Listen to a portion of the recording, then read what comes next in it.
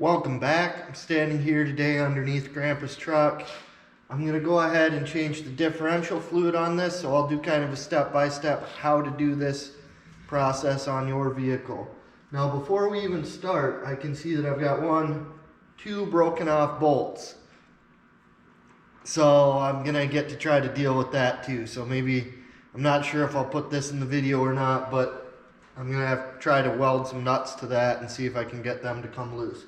But for right now, we'll start out with the actual differential fluid change. Step one is really important.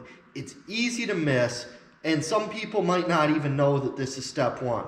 But step one, before we take this cover off, is make sure we can get fluid back in. So you need to find the fill plug on your differential.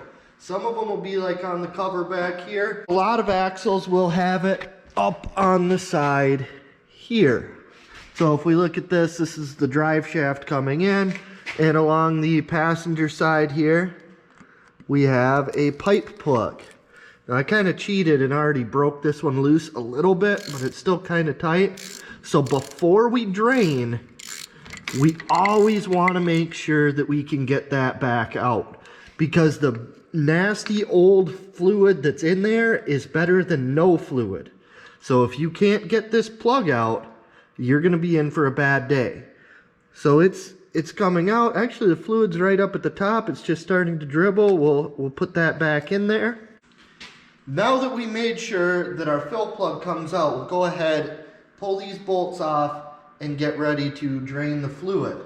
Now this one I can see is siliconed on. Remember I said that there are things that have been done wrong on this truck. This brake line is one of them. It should have been routed straight up to this brake hose and then flared properly. We'll go through and do those again someday, because this brake hose needs to be replaced as well. But for right now, I'm going to go ahead and use my 3/8 electric impact. Somebody might say, well, you should... And I'm halfway expecting another bolt or two to break while I do this. Somebody might say, well, you should do that by hand. The reality is, if I did it by hand, I'd probably still break the bolts. And those actually came out better than I was expecting. Notice I did not take the top one off, and I'll show you why here in a second. So we're going to take the top one, but rather than pull it all the way out, we'll just pull it a little ways out. Then I've got a small but sharp chisel, and I'm going to kind of start here at this ear, and you can see the fluid is starting to leak.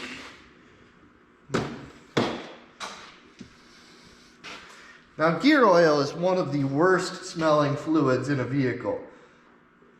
So I've got my rag already, but it's running down the chisel, which I was not anticipating or hoping for. So it looks like I'm going to stink all day now.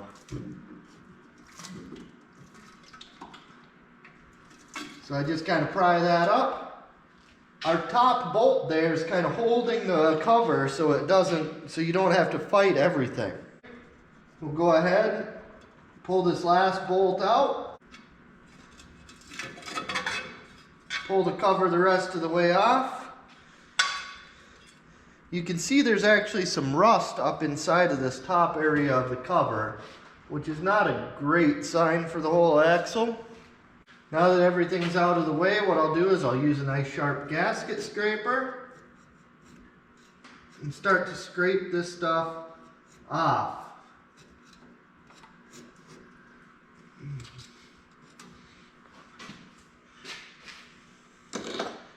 And while I do that, I'm just going to go ahead and take a nice clean rag and kind of wrap it around here, so as I'm scraping junk off, it doesn't go inside the differential.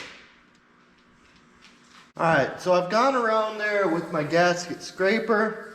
It's still kind of nasty, so what I'm going to do is take this angle die grinder with a Scotch-Brite pad and kind of go back around and clean the remaining gasket material and rust off of here. Now this is going to spin this direction. So what I'm going to do is make sure that I'm always pointing anything away from going inside the differential, and I'm going to continue to leave it covered. This is our bench grinder. We have a wire wheel on one side and a grinding wheel on the other. Always wear safety glasses with side shields while using this piece of equipment. These wires can come flying out. You're grinding different stuff off. Just always wear the proper eye protection while using one of these.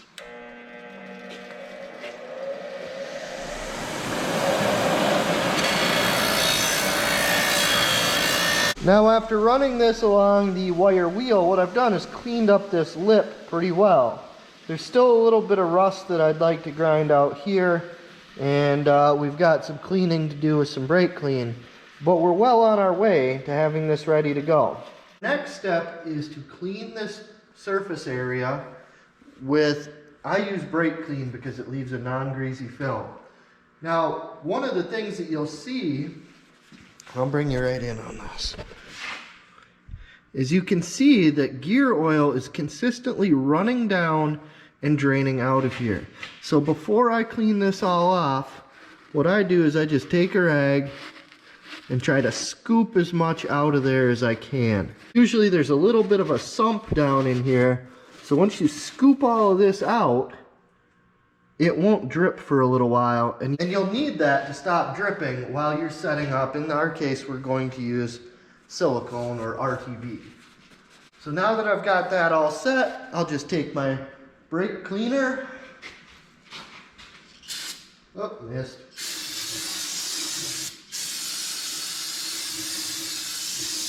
Hose down the gasket area a little bit. Use a clean rag to wipe it down. Now as far as silicone goes, this one, and I'm not going to show you the brand, but this is specifically made for gear oil. So this one's been used. I figured it was a good time to do this because otherwise it's going to dry up. I pulled a little plug out of that end, and oh, we got our silicone coming out. So what we do is we just kind of, and this is actually cut in a way that's going to leave a ridge.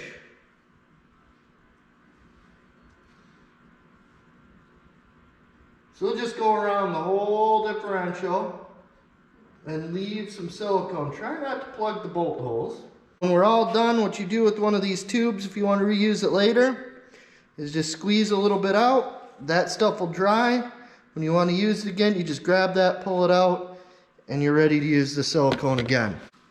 Now that we've got this around here, and I didn't necessarily do the greatest job of spreading it out, we want to get silicone on both sides of the bolt hole. Once we've got our nice clean differential cover, some probably should have a magnet there, but it's missing. A little dimple there, that's probably a magnet. We've got our nice clean differential cover. We've got our RTV silicone made for differentials, spread out nicely. We'll just take this cover, use the same top bolt to line it up. I usually start the top, then the bottom. Them all in till they're snug, either by hand or with a ratchet. While I used power tools to take this apart, I'm going to put it back together by hand because I don't want to over tighten this stuff. A crisscross pattern. I usually start at the bottom. These are a 5/16 bolt. They don't need to be very tight. So what I'll do in my case is put my thumb about where the extension is, bring my hand out, and snug them up at that point. Now what we do is we wait the specified amount of time for the RTV to set up. Usually that's somewhere in the neighborhood of 15 minutes to an hour. After that, we will be able to add fluid. So we'll go ahead and skip the RTV drying section, and we'll come back to filling this with fluid. So what we'll do now that our silicone is set up is we'll finish removing this plug, the fill plug, that we already loosened in step 1. After that, depending on what type of gear oil setup you've got, I happen to have a bulk bin. you will fill with gear oil through this hole. Now as we're filling this, I'll talk about what you use as far as gear oil. And what I would say is whatever your vehicle recommends. So there's several different weights. We've got synthetic, we've got conventional. Personally, I'm putting conventional back in this one because that's what I'm doing. That's what this would have had. That's what this probably has had for the last 40 years. So if it's been good enough for that amount of time and it actually seemed to have cleaned some rust off, I think we'll just keep using it. Now, as we fill this, what we want to do is we want to fill it until fluid just starts to dribble out the fill hole. And this will take a little while, so we'll fast forward. There we are with just a little bit of dribble out of the fill hole. So once we get that, we grab our plug, reinstall the fill plug. This is pipe thread, so you don't really have to tighten it up that much. It just needs to be a little bit more than hand tight, so a good snug. So right there is nice and snug. I'm not sure if you can see this in the frame or not, but I've really only got 2 fingers on the ratchet, so I'm not cranking it down crazy tight. I've got a little bit of cleanup to do there. I've got a little bit of cleanup to do here because it dripped out of the fill hole. Now if you've got a really nice vehicle, you'll do a little bit better cleanup, but for this old rusty rear axle, I'm just gonna kind of wipe it down and call that good. It shouldn't drip anywhere.